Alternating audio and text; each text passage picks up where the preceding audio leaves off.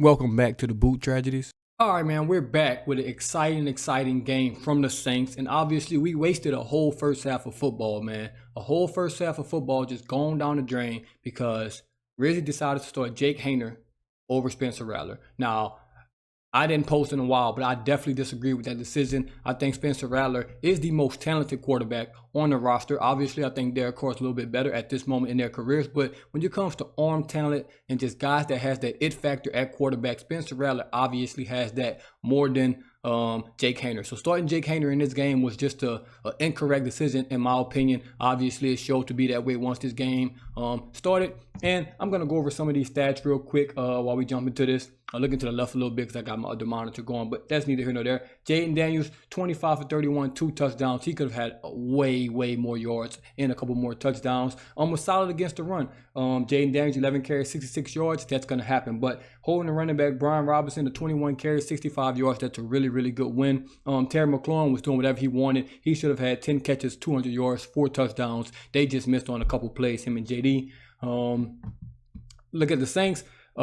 Cedric Wilson, 1 for 1, 21 yards, a touchdown pass to Alvin Kamara. Jake Haener, 4 for 10, 49 yards, interception, 16 quarterback rating. Just was not good out there. He was getting pressured. He couldn't move in a pocket. He was stepping up into pressure. It was just all bad from him today. And I'm not here to kill him, but I mean, it was evident who's the best quarterback on the roster available to the Saints are right now. Then you got Spencer Rattler, who came in 10 for 21, 135 yards, a touchdown, no interceptions. Probably could have thrown 2 interceptions out there. And I'm not going to say he played perfect by any stretch of the imagination, but when he came in, it was obviously some energy in the building. It was a spark in the building, and the Saints just looked much better night and day from the offense. Defense even started to pick it up. The energy just from the team just shifted once Spencer Rattler came into the game, and that's what you need from a quarterback. You need a guy that the team is going to rally around, team is going to want to play for, and Spencer Rattler is obviously that guy. He should easily be the starter for the rest of the season. I don't care if Derek Carr's back. The season is over. You're not going to the playoffs. Play Spencer Rattler. Let's see what we have in him. Develop him. He looks like a guy. Now, I'm not going to overreact off of one half of football, but he looked really good in this one half of football, and I can't wait to break down this film. I know I have been missing in a while, but we back on schedule now. Then you go to the run game. Kendre Miller, 9 carries, 46 yards. A lot of those carries came on that last drive, so hopefully we get a longer look at him. Don't know what that injury to Alvin Kamara is, and don't know if that's serious. So we'll see. Alvin Kamara, 5 carries, 12 yards. Couldn't get it going, but it wasn't his fault. The offensive line was putrid today. We couldn't run block to save our lives. Receiving, Scantling dropped a couple when Haener was in there. 2 catches, 64 yards on 7 targets. Kamara, 4 catches, 58 yards. Moreau came down huge down the stretch. 4 catches, 39 yards. Touchdown. Defense to Mario Davis, 14 tackles, 9 solo, 1 sack, 2 tackles for loss. He was everywhere. He was everywhere on the field. Easily the best defensive player we had out there. I mean, we had 8 sacks in this game. Peyton Turner, Chase Young, everybody played well. Everybody played. Look at Isaiah Foskey hitting on the stat sheet.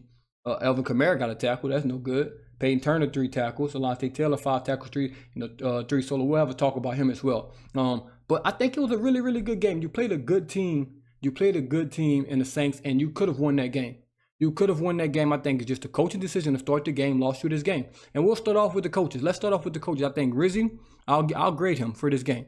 Rizzy gets a B minus. He gets a B minus. He would have gotten an A plus if he just started Spencer Rattler. I think he managed the game well. Once again, not burning those timeouts, saving that timeout for the end of the game and things like that. I think he managed the game well. He still got the Rizzy magic on the field goals. Only the biggest mistake he made which a crucial mistake, is he started Jake Haener. That was the only decision that you can really fall for him in this game. He started Jake Haener, and that put them behind the 8 ball, and that's really the main reason you won this game. I'm not saying Jake Haener lost this game for you, but starting him out there did not give you the best chance to win a football game.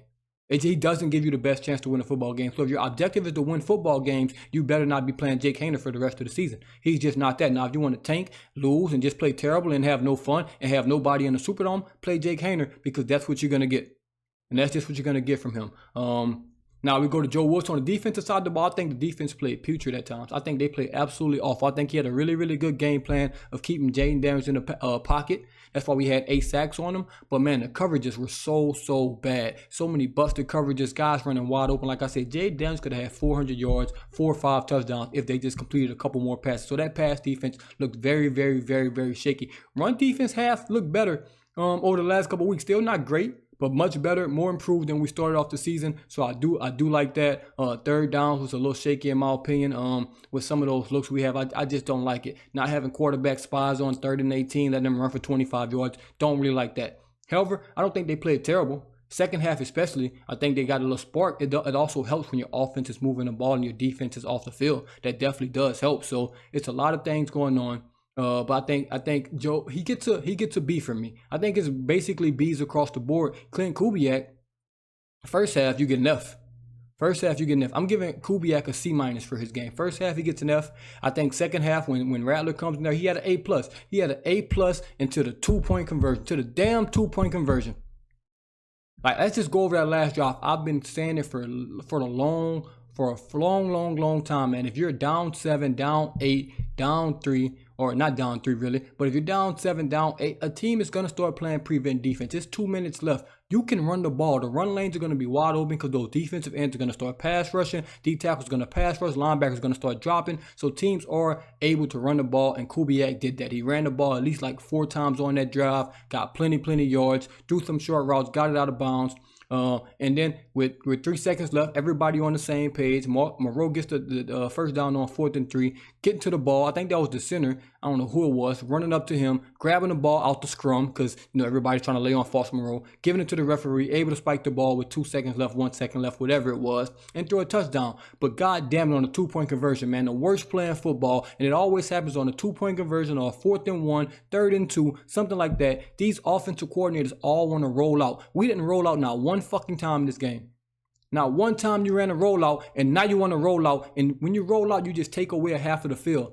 Now the whole other side is just vacated. You can't even do nothing. So if that first option's not there, usually when you're rolling out, the play is over. So you're banking on one person being wide open on a rollout play, and he's not open. So Spencer Rattler throws a fastball trying to fit it in there, I think to Juwan Johnson, but it's just not there. And people saying, oh, he has somebody open in the back of the end zone. He's rolling right. That guy's running back left. That's going to be a very, very hard throw, because if he throws that throw a pick, then everybody's saying, oh, why did you throw it across your body? You threw a pick. I think the rollout play is the stupidest play in football, man.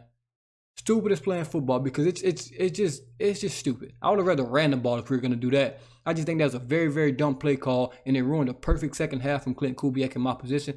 And I've said this before. You can go back to some of my other videos. I always judge offensive coordinators or a head coach that call plays, something like that, off their 2-point conversion plays, off their red zone plays. And remember, I said this in that game. I think we went to Jamal Williams on a 2-point conversion.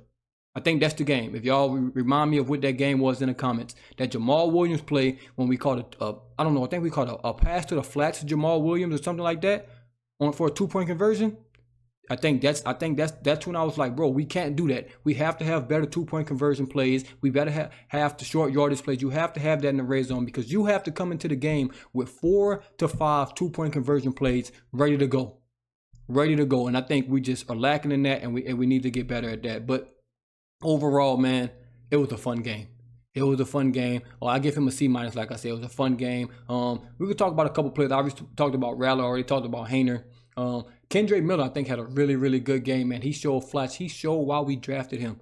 He just needs to stay healthy, get some more reps, and he looks like a player. Scantling looks like a player. I even tweeted him, Olave, Rashid Shaheed. If all those 3 guys come back and all those guys are healthy next year, that's not a bad trio. That's not a bad trio to have. I still think we'll need help in that room, but I really, really like it. From the tight end position, I think Foster Moreau is a really good tight end 2. He can be a tight end 1 if you need him, but I think he's a tight end 2, a serviceable guy. Juwan Johnson, I think his time as a Saint has come to an end, and there's no offense to him. It's been solid, but it's just not there no more. It's just not there no more. On the defensive side of the ball, Demario Davis looks like he's 21 out there. He's flying all over the place. He looks good.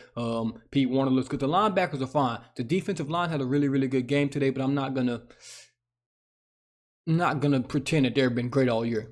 I'll say it that way. So I mean, I think it's just been a really, really good game for the Saints. And some of those guys, DBs, it was bad. Kool-Aid got beat. Alante got beat. Ugo got beat. We all got beat. It was bad out there for them. But I mean, still in all, Groupie's been really good this year. Hayball with a good game from him, averaged almost 47 yards a punt. That's really good for him, because he's the league worst punter, averaging like 43 yards a punt, 42 yards a punt. But I mean, solid game from the Saints. Like I said, I wanted to go for 2, because if you get that 2-point conversion, hey, that's a win, and that's good. And if you do 2-point conversion, hey, you lose a game, and that helps your draft position a little better. But hey, fun game.